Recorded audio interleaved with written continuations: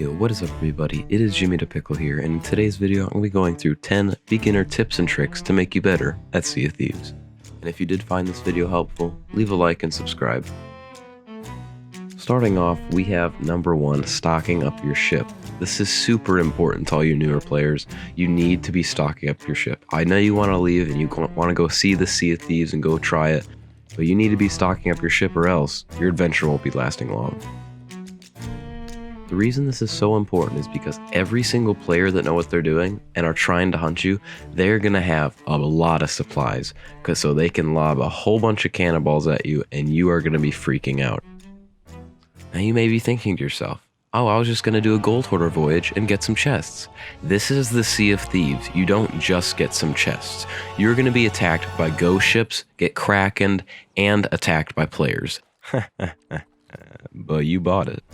Now another thing I really recommend though is sorting your barrels. So for like your cannonball barrel, I put everything in the top. You can also separate throwables and chain shots in the lower barrel for the cannonballs. But for the food barrels, I put the food on top and the worms on bottom. Because trust me, you do not want to be in the middle of a fight, grabbing worms and eating them. Because, yeah. Now number 2 is very simple and quick. If you're sailing into the wind, angle your sails forward. I know it doesn't make much sense, just do it, it's faster. Now with number 3, I'm going to be talking to you. Yes, you're doing a gold hoarder voyage, getting ready to dig up some good old chests. You're sailing straight in for the island, and you drop your anchor with your sails down. This is not the way, okay? You need to be raising your sails and raising your anchor. If you park your ship with your anchor down and your sails down, you're just asking for it. People are going to be like, wow, easy target, and you are going down. Now, I am not saying don't use your anchor. The anchor comes in so helpful.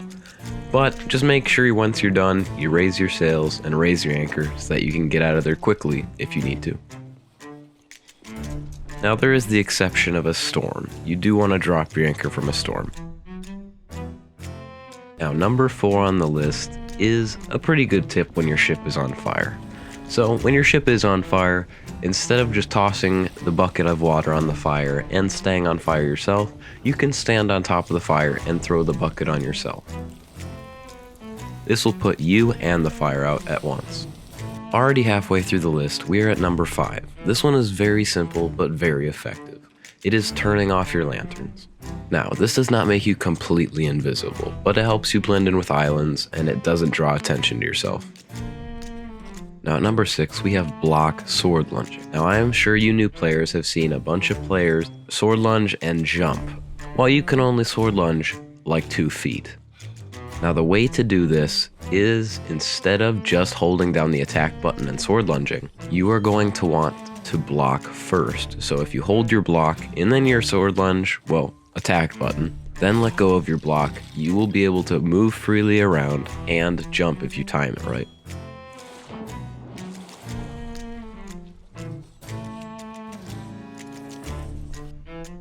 Down at number 6 is boarding. Now boarding is used in just about every naval fight you have.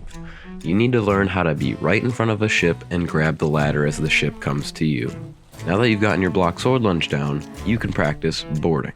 A very good way to practice boarding is go to the front of your ship, stand on the bow, do your block sword lunge and launch right out in front of your ship. Then turn towards your ship and swim towards the ladder and practice the timing of grabbing the ladder. Once you have this down, you can incorporate a block. This is stealth boarding. Now the thing with stealth boarding is you cannot move. So you're going to want to block your sword and let the ship come to you. You cannot swim, otherwise the stealth board will not work. I'll play some audio so you can hear the difference between a stealth board and a normal board.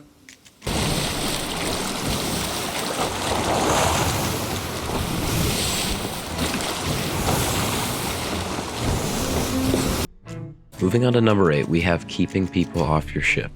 Now I talked about earlier how boarding is used in just about every naval battle. You gotta keep boarders off your ship. So what you're gonna wanna be doing is listening for boarders and looking for mermaids in the water, and then shooting them with a blunderbuss on the ladder. If you fail to do this, well, then you'll be like me here, and you'll be trying to fight hard, but in the end, you will be killed and it's game over.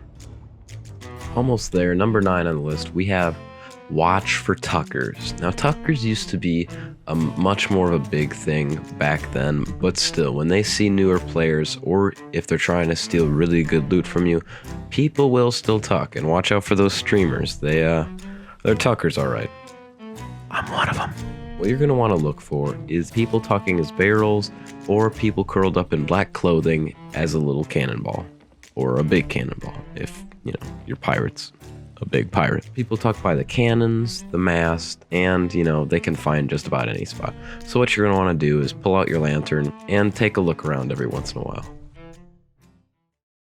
Finally, we're at number 10, and this one is keeping your eyes and ears open. Sea of Thieves is a game that isn't really played in one certain way. Anybody can play it any way, and you have to adapt to how others play and fight. You can't just go the same attack every time. You've got to continue to adapt your plan and change how you play. That's the thing I like about Sea of Thieves. You can do what you want, however you want, and you can live the pirate life.